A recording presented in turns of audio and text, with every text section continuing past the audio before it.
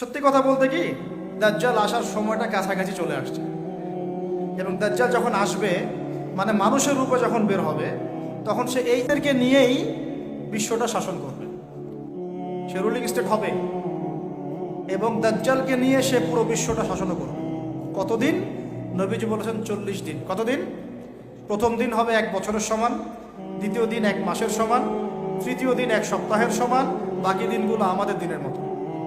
এই শাসন না হওয়া পর্যন্ত কিয়ামত হচ্ছে না। আর এই শাসন ততক্ষণ হচ্ছে না যতক্ষণ মহাযুদ্ধ না হচ্ছে। আর মহাযুদ্ধ না হওয়া পর্যন্ত ইমামুল মাহদিও আসছেন না। মাহদি তখনই আসবেন যখন মুসলমানদের অবস্থা এরকম খারাপ হতে থাকবে। আর মাহদি না আসার আগে দাজ্জালও মানুষের রূপে বের হবে না। এখানে ওখানে যে আনাচে কানাচে মাহাদিগুলো বের হচ্ছে, এরা মাহাদি নয়। গোলাম আহমেদ কাদিয়ানিও দাবি করেছিল যে ও মাহাদি। ও প্রথম বলেছিল যে আমি মাহাদি, তারপর বলেছে আমি হচ্ছি ঈসা, তারপরে বলেছে মাহাদি ঈসা একই, আমি দুটাই। তারপরে বলেছে আল্লাহর নবী, তিনিও নবী সাল্লাল্লাহু আলাইহি ওয়াসাল্লাম, আমিও নবী, নাউজুবিল্লাহ। তো ও দাবি করেছিল। আর আমরা জানি মাহাদি কথা বলবে আরবি ভাষায়, তিনি ফাতিমা রাদিয়াল্লাহু আনহার বংশধর থেকে হবেন। আর এই মাহাদি কথা বলতো পাঞ্জাবি ভাষায়, পাঞ্জাবি মায়ের সন্তান ছিল। এগুলো মাহদি নয়। মাহদি আসছেন না যতক্ষণ পর্যন্ত আপনি একটা বিশাল মালহামা না দেখছেন। আর আমার ধারণা, ইন্টারপ্রিটেশন, বা শুধু আমার ধারণা না, অনেকেই ওয়ার্ল্ড অ্যানালাইসিস যারা করে তারা বলে যে হয়তো বা এই ইস্যুগুলো, ইউক্রেন রাশিয়া হোক, সিরিয়া ইস্যু হোক, ইয়েমেন ইস্যু হোক, গাজা ইস্যু হোক, আস্তে আস্তে একটা বড় যুদ্ধের দিকে এরা বিশ্বকে নিয়ে যাবে।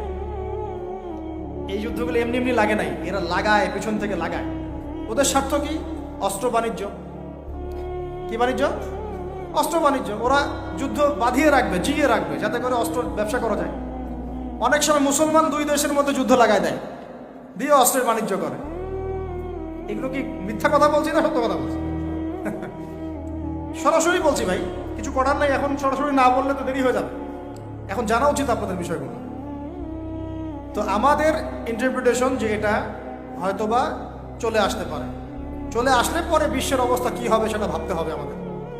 করোনা ভাইরাসে বিশ্বের যে অবস্থা হয়েছে, আর আমি বলে দিই, করোনা ভাইরাস কোনো মহামারী ছিল না। এটা কোনো মহামারী, এরকম হয় না মহামারী। মহামারী মানে একটা এলাকার র্যাপিডলি মরে ধুয়ে সাফ হয়ে যাবে, এটাকে বলা হয় মহামারী। আপনার জ্বর হয়, আমার হয় না। আপনি মরেন, আমি মরি না। আপনার বেশি ইফেক্ট হয়, আমার হয় না। এমন মহামারী, সার্কাস মহামারী হয়নি। এগুলো কোনো প্যান্ডামিক না, ওগুলো বুঝায় মানুষ।